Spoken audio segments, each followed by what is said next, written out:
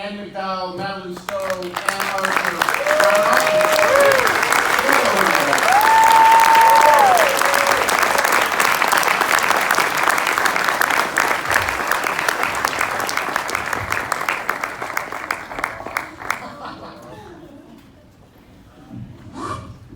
Welcome.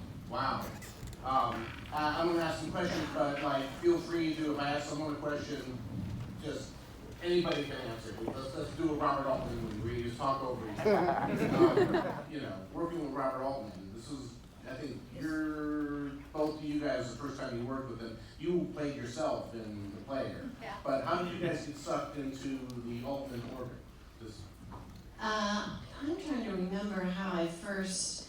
He wanted to meet with me, and we had several meetings and chatted. And who didn't want to work with Robert Altman? I mean, my God, especially after The Player too. It was like, but all of his movies are so amazing, and he's so beloved by actors because he gave you the freedom to improvise, to explore, and you found new things in yourself that you hadn't discovered before. So it was a treat to be able to make an Altman film. I mean, look at the cast. Obviously, every actor wanted to be in his movies. He wanted me to play the role that Julianne ended up doing. And I had a very strange reason for not doing it, which was I did a lot of nudity. I ended up naked in the picture anyway, so but he had a way of being able to get you to do that. You go, yeah. But it was the scene. He really talked to me about the fact that the character was going to be bottomless, and what that was. It was kind of a very casual, random conversation you have with your husband, and these are the things that happen between couples, and I totally got and understood it. And I had to think about it, and I came back, I said, look, I can't do it. And, but I'll be a dead body for you, I'll be anything, whatever you do. And then so Laura Dern was going to do the role that I played. And for some reason she fell out. And so he said, look, would you like to play this role? And this woman, she doesn't really have an attitude about her husband cheating on her. I said, well, I don't know who doesn't have an attitude about that. But when we went to rehearsals, I said, how about, this is where it all came from, how about if her husband's a pathological liar, and she's so bored and so ill-equipped to really function in the world, she's really into it. And it becomes a series of games. And Tim kind of started strutting around and just inventing his wild lies. Maybe it's about a clown car.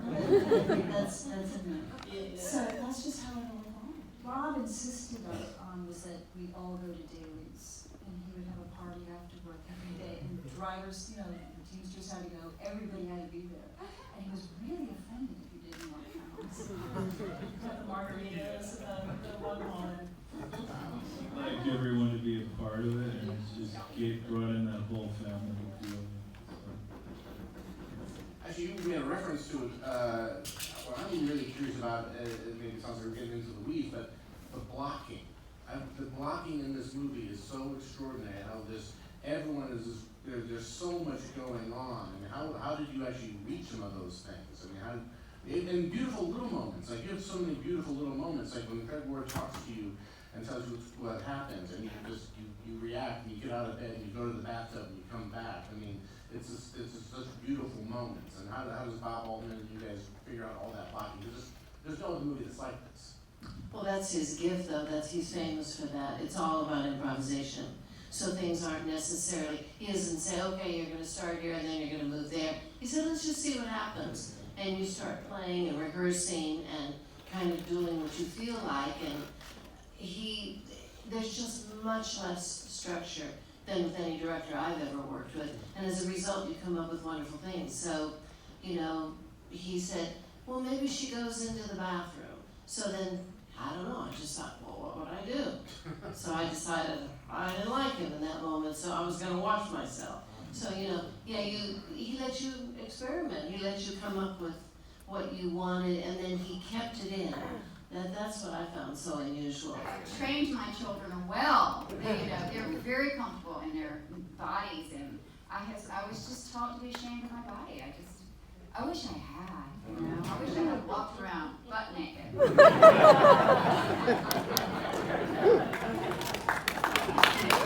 Yeah, I still could do it, maybe. Robin smokes and also the other ones. So I just wanted to ask you how it was, if you were smoking for real with the kids.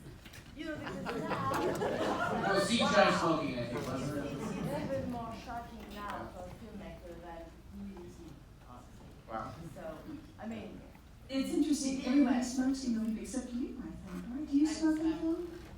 I think in the scene, very briefly, you see me smoking in the party scene of the four of us when the night goes on.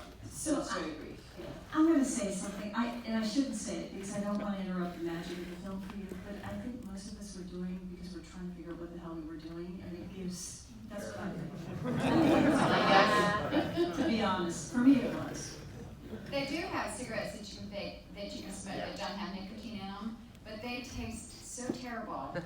You're better off just having a light. Personal experience. Those other ones are horrible, and you feel terrible by the end of the day. I'll just throw one thing in. Chris Penn did not, they had the fake marijuana, and the prop master gave him, and he's like, I can't do this scene unless it's real.